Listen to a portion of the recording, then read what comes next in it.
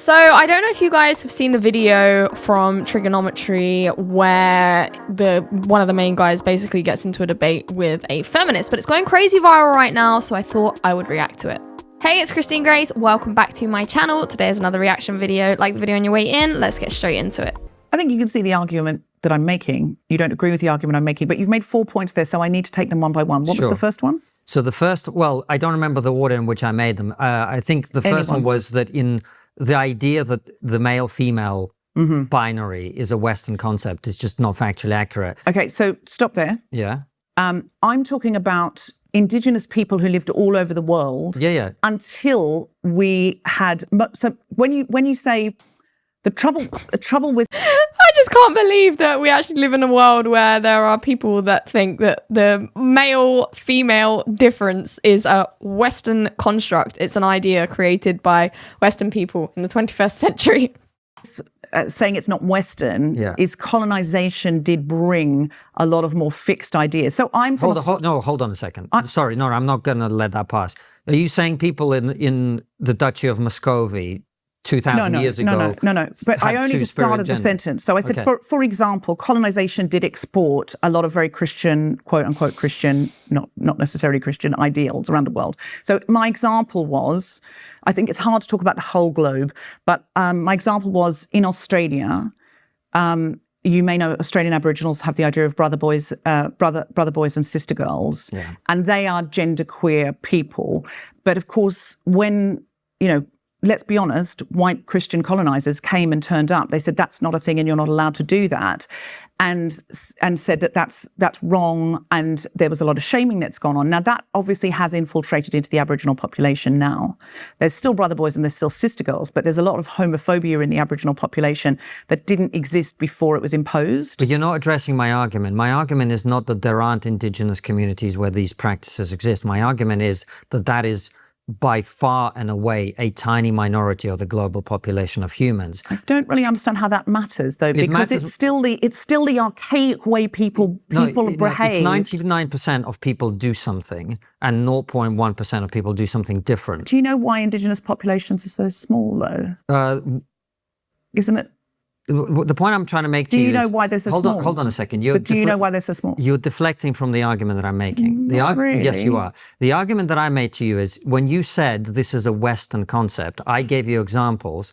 For example, the Duchy of Muscovy or Russia 600 years ago. So when I say Western, I'm speaking because that's where I'm having the arguments, is in the West. Okay. Now, obviously, there are Eastern places too, but I'm talking about Western frameworks. It's unlikely I'm going to come in here in Kent and start talking about, Far Eastern concepts. I think you're mishearing what I'm saying. You made the claim that outside of the West, in indigenous societies, these things are very normal. And the point I'm making to you is, while it may be the case in certain tiny communities that exist, hold on a second, that exist in certain tiny communities, bless you, Francis, outside of the West, there are also lots of other civilizations outside of the West where the gender binary that you were talking about as a Western concept is actually much more firmly enforced than it is in the West. In the Islamic civilization, in the Chinese civilization, in Russia, all over the world, in pretty much everywhere. So bringing up tiny indigenous communities does not prove the case. Okay, but indigenous communities... It's like when you're talking about, there are only men and there are only women, and people start bringing up intersex people. It's like, tell me you don't have much intellect without telling me you don't have much intellect. Tend to be, I think, it's more archaic. It's more what it was before we brought in all these religious frameworks. You're still talking about the Muslim world. You're still talking about an Abrahamic framework. Okay, what about the Chinese? I don't know. I haven't looked into the Chinese enough about 1.4 billion people. Sure, but if you probably looked into indigenous Chinese culture, that archaic before we had a lot of... China now is not a great example. I think you'll understand why. because of a fairly extreme regime with not great human rights. So I think what I'm trying to look at, if you really look at what I'm saying, is that there are other frameworks that are perhaps more human, that are more, what that makes are them less more human? Well, they're less driven by controlling regimes or controlling religions. I get it, but I don't think that makes them more human. If 99% of humans do A, it seems to me that A is more human. You must know, you're a bright man. I am, you thank must you. know, you must know, you're a public intellectual. You must know that 99%, given the recent population. You know, you probably don't have a point when you have to butter someone up before making it. You have to, you're a bright man. She's luring him in. She's basically essentially trying to say if he doesn't agree with her, he's not a bright man. Boom. Of people under draconian governments, under draconian binary religious ideals, doesn't dwarf an Indigenous culture that has been there. Australian Aboriginals are the oldest Indigenous culture in the world. Do you know why there's so few of them? We killed them. Yes. We committed a genocide. Why were we able to do that? Why were we able to do that? It's a fair question. What are you implying? I'm just asking you the question. Are you implying because we're better? No. What are you implying? We were technologically far more advanced. That's what I'm implying. Survival of the fittest. It's that simple. Fine. Why is she shocked by this? Just like those Aboriginal cultures that probably have an animosity side, human beings in the West aren't much different. They just have greater force thanks to technology. So a human being's going to kill other human beings? Of course. It's a tale as old as time. Is power exerted through whatever means you have? Yeah, always will be. That's human beings for you. What's not clear about that? So you're saying... I'm saying we were technologically more advanced. Would you So you're saying we're that? superior to Australian Aboriginals? That's quite the opposite of what I'm saying. Oh, the white guilt's got this one. I'm not saying we were superior. I'm saying we were technologically more advanced. So in the same way, if they had the technology, we would probably be a minority now. Like, it's just facts. It's just what happened. Why'd you have to get emotional about it? How is that the opposite? Superior implies a moral quality. I'm not making any moral implication. You seem to be. But what I'm saying is... I think most people would hear it. She's getting emotional. That's what's happening. Typical woman. That way. No. Again, you're a very intelligent man. How would most people hear that? Most people would hear what I'm saying for what I'm saying, which is... Don't think they would. The facts of the situation.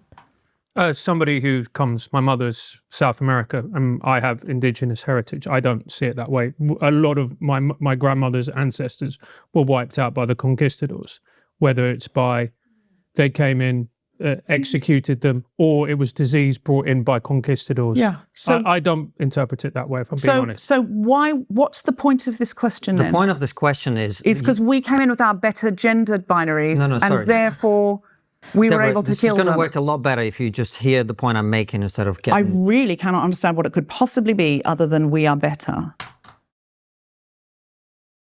We had the means.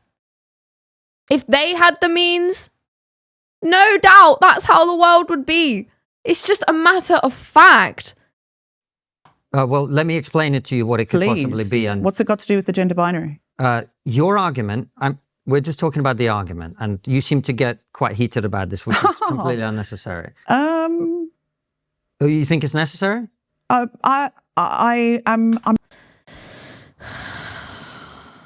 I don't even know what to say at this point. I'm a bit stunned by what you're implying. No, you're acting in a kind of passive-aggressive way, which indicates that you're not happy. I genuinely am being 100% authentic. My visceral reaction to a white man sitting and saying to me... White woman. And why were we able to commit genocide on them? And then just pausing. Yes. Is very visceral. Well, oh, I cannot stand people like this. Let's go back. First of all, it's interesting that you brought up my skin color because I thought that was the exact opposite of the point you're trying to make in the book. But anyway, let's come back to the argument. You haven't read my book, so you wouldn't know what the point is. You said that the point of your book is it's all about you can't say this as this person and whatever. But anyway, it doesn't matter. You're very reductive. I thought you were a lot more intellectual than this. I think this is very revealing, but let's come back to the argument. The argument you were making was that the Aboriginal society and other indigenous societies... That is a sign of someone who knows they're losing an argument. She had to turn to the other guy to assess his reaction. As you call them, were more human because whatever reason, and they were therefore models for emulation for us. I don't think I said more human. I said there is something fundamentally human. You said more human. Yeah. There's something fundamentally of how humans are before there's a whole heap of religious imposition and a whole heap of totalitarian imposition. That's what I'm saying. I think we can learn a lot from indigenous societies. I don't think you can say there's fewer of them, therefore they don't count. That's not what I said. When they were... I didn't say they don't count. What I said is if 99% of a population, if 99% of pandas eat bamboo shoots, it's fair to say that eating bamboo shoots is the standard panda behavior. It's the more panda behavior than the 1% or the 0.1% that eat dog turds for a living. Okay, so what about if pandas had been in an artificial environment for a long time and couldn't get bamboo shoots and were eating something else, but I could show you that pandas originally, and some pandas for thousands of years, the oldest pandas in the world, live in Australia. Do you know what's really funny is the fact that I bet this woman identifies as a liberal when actually what she is like spouting right now is pretty conservative. It's let's go back to a previous time and conserve the ideals and traditions of a culture that has gone before us. Australia, and those pandas still eat bamboo shoots and always have done. That would be something interesting. So let's take a look at the Aboriginal cultures. Should we all go back to that? Do you think this woman wants to go back to that? She'll say she does, but you know, those are some lovely glasses that she's wearing right there. You know, how much do you think that prescription cost? Where do you think the materials for that came from? You know, she would have had to go see oh my gosh, I've forgotten the name for an eye doctor. An optician. She would have had to go see an optician for those glasses. Did the Aboriginal cultures give us opticians? For you as an intellectual, wouldn't it? So the fact that pandas at 1.8 but something other than bamboo shoots. I mean, your idea that everything since the Aboriginals is an artificial environment, well, those societies were artificial in their own way too. Yeah, I'm not saying anything as rigid as what you're imposing onto me. I'm talking through things and around things. Right at the top, remember when I said, this is some ideas in a book of ideas. I'm exploring your ideas with you. In a way, though, what you're doing is you're going, you've said this thing, and this thing isn't everything. And so I would love it if we could genuinely talk. I'm trying. And you could... I'm trying to address your argument, right? I gave you 4 arguments in response to the things that you said. And we've only really got to one. Well, yes, because you got upset at me saying something about the Aboriginals. But what were you meaning by that? What were you meaning by why were we able to... I already told you what I meant by that. Commit genocide. We were technologically far more sophisticated. And what's that got to do with it? Well, if a civilization is able to produce things like penicillin and the ability for its children not to die in childbirth, I think that indicates that civilization has something positive about it. The fact that the Western civilization has created the incredible material benefits. And the things that you're wearing on your face right now so that you're able to see him in front of you. And also other benefits of every kind that we now enjoy says something about the utility of that civilization and that worldview, which is that it is very good for human beings, which is one of the reasons that millions of people travel, many of them risking their lives, from other parts of the world to our societies. Facts. This is why I said earlier the white guilt got her bad. I don't get it. It's always the middle-aged white women. They turn against their own heritage. I don't understand the psychology behind it. Today. Okay, so Aboriginals didn't need penicillin because they didn't have any of the diseases. And they were living an incredibly brilliant nomadic life, so that what they would do is it would use a certain area, then they would move on, and then they would come back. So they didn't have any problems with holes in ozone layers, any problems with climate change, the incredible rage. And there it is. Everything you need to know. Bushfires across America, across Australia right now, they didn't have that. So we brought in as more problems than we did solutions, right? Well, I don't know. I don't know that that's true. It depends which indigenous community you're talking about. If you look at Native Americans, for example, they were just as brutal as Westerners in many ways. They had slavery. They murdered each other on a regular basis. They went to war. All of these things existed. And they had, of course, their own diseases. It's a completely different discussion. No, it's not a completely different discussion. We brought the diseases that required the penicillin. Well, penicillin was certainly not invented when we committed genocide on Australian Aboriginals.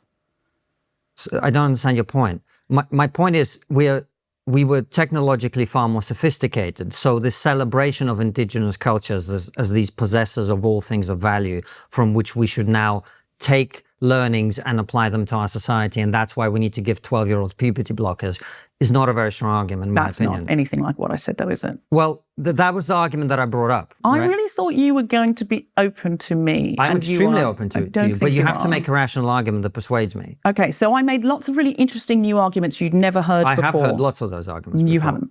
You haven't heard about... How would you know which arguments I've heard? Because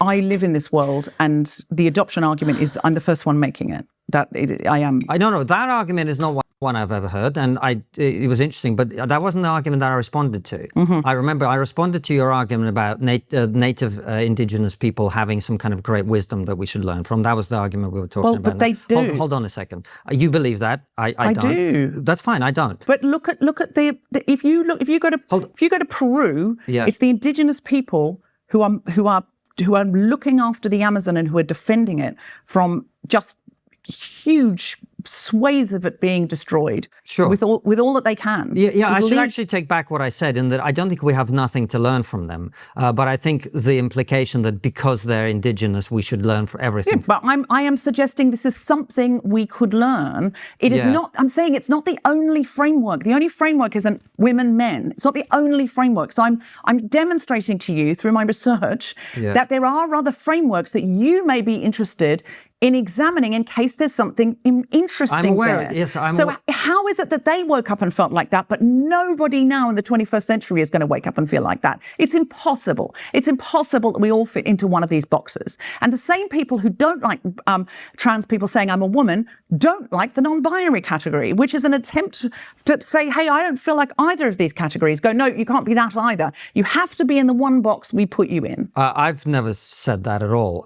You may not have. Right. But we're having the conversation with me, so let's just stick with that. The second argument I made was about... You're unbelievable. Like, what? In what way? You literally started by saying, why am I not woke? And I said, because these are the kinds of things that people who say I'm anti-woke say. And you might not say that, but you do know a lot of people who are anti-woke say non-binary isn't a category.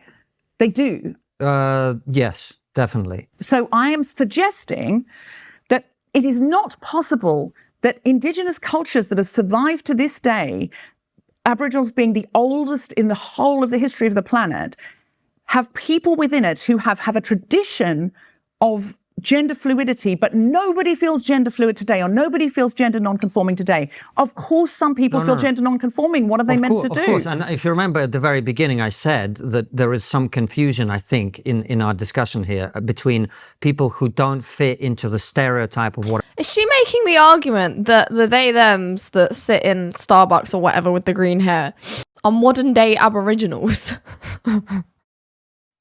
A man should be and a stereotype or a woman should be, and someone who claims to be the opposite sex. That's, I think, quite an important distinction. But I don't see it as the opposite sex. I don't think there's opposites. I think it is far more fluid than that.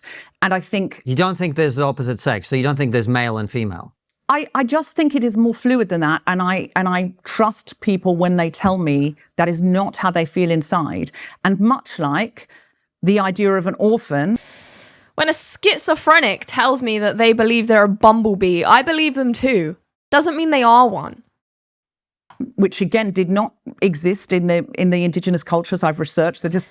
When an anorexic person says that they believe they're fat, you can probably believe that. You know, they probably believe it. Does it make them fat? No. That wasn't really a thing. It wasn't something you could identify as. You were taken care of by the community. It's our framework that requires, I've got to feel like one of these two. And so some people have now said, can I be this third category? You can feel like whatever you want to feel like. You can present however you want to present. The issue comes with when you try and say how you feel represents actual objective reality. That is the issue. It's always about feelings. Feelings they're not real. They're not here. They're not concrete, you know? If I feel like this Pepsi can is a Fanta can, does it mean when I drink it, it's miraculously going to turn into Fanta? No. I can pretend. I can create a delusion in my head that perhaps is strong enough that my taste buds actually interpret it as Fanta. It doesn't change the reality that it's Pepsi. Agree. And then people go, no, you've got to be one of these two and it has to be the one you say you are. And that makes people unhappy, the way it made gay men unhappy to not be able to say who they were. It's making them unhappy. And I don't understand why we need to scapegoat people who say that they're telling you. I definitely don't think we should be scapegoating anyone. At the same time, because we treat men and women in society differently, the claim that you're a woman has consequences, not only for you personally, but also for the rest of society. It entitles you to certain protections that men don't enjoy. It entitles you to access to certain spaces that men don't have access to. And that's really, I think, the big debate when it comes to adults. When it comes to children, there is a question about whether children are able to make these decisions in a way that the decisions that they make, which then have lifelong implications, particularly when it comes to medical changes. Which I talk about in my book, that very, very, very, very, very few, tiny percentage of and it's not children, but of teens do ever seek medication, and even a tinier percentage of those have gotten medication. That's not true. If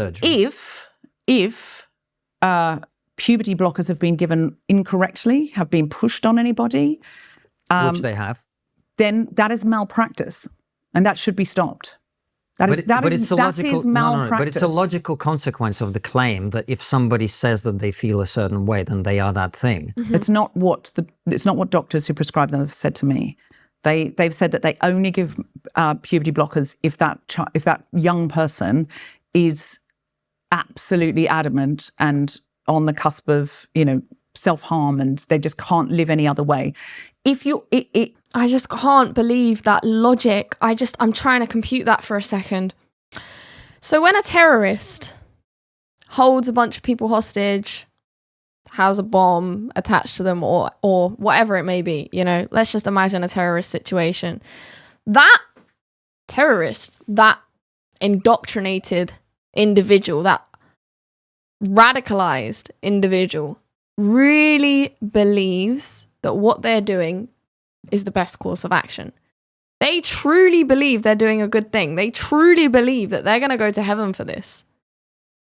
They don't see what they're doing as damaging to other people, because to them, those other people don't count. They're just collateral damage. So what? The police should just stand by and let that person blow everyone around them to shreds because that person feels like what they're doing is the right thing to do. They feel they are entitled to that expression, that way of expressing. No, the police shoot them dead because it has detrimental effects and it could end up not only hurting but killing other people around them. Even though that person is, like you say, suicidal and attempting to self-harm themselves, it's dangerous. So the police still, they might not shoot to kill, but, they can if they want to. They will shoot that person. So doctors are supposed to just allow children to self-mutilate because otherwise they're going to kill themselves. And women should just be exposed to the threat of biological males coming in their sports and beating the crap out of them, or coming in their toilets or their prisons and sexually assaulting them, because otherwise those individuals might or might not harm themselves or unalive themselves. The logic is not logicking. It is just We've had not Hannah Barnes on here who did the BBC report into all of this, and she was told that at the Tavistock clinic some children were given puberty blockers, if I'm not mistaken, after 2 consultations. Yeah, well, I talk about the Tavistock Tavistock in my book. But what I'm saying to you is it's a logical consequence. But that is not a logical consequence. It's malpractice. Okay. Malpractice is 2 consultations and we give you... No, it's not a logical consequence. It's malpractice. And if we find that there's a hospital near here and there's been malpractice in, hip surgery, we don't close it down and say no more hip surgery for anyone. We say we need more safeguarding, we need more training, we need to make sure there's no malpractice. Far more people regret hip surgery than they do surgery to transition, actually. I don't know if that's true. The logic behind this whole argument is just completely absurd. I think the world is finally waking up to it. I think maybe that's why this is going crazy viral, because it's kind of shocking that it's still panning out like this. But I'm going to watch some more, see if there's any more takes that I want to comment on, but this is just absolutely ridiculous. I can't believe that women like this are still getting platformed, even though the argument makes literally 0 sense. But that's just what I think. Why don't you let me know what you think in the comment section below? As always, if you like this video, please do give it a thumbs up on the way out, and be sure to subscribe to the channel to keep up to date with all of my content. If you'd like to consider donating to the channel to help me get some more new equipment, you can do so by clicking the link in the description at buymeacoffee.com. All of your donations mean a lot to me, so thank you very much for that. And if you have a video that you would like me to react to, you can reach out to me on my various social media platforms or send me an email. And on that note, I will see you very soon in the next one. Take care. Bye bye.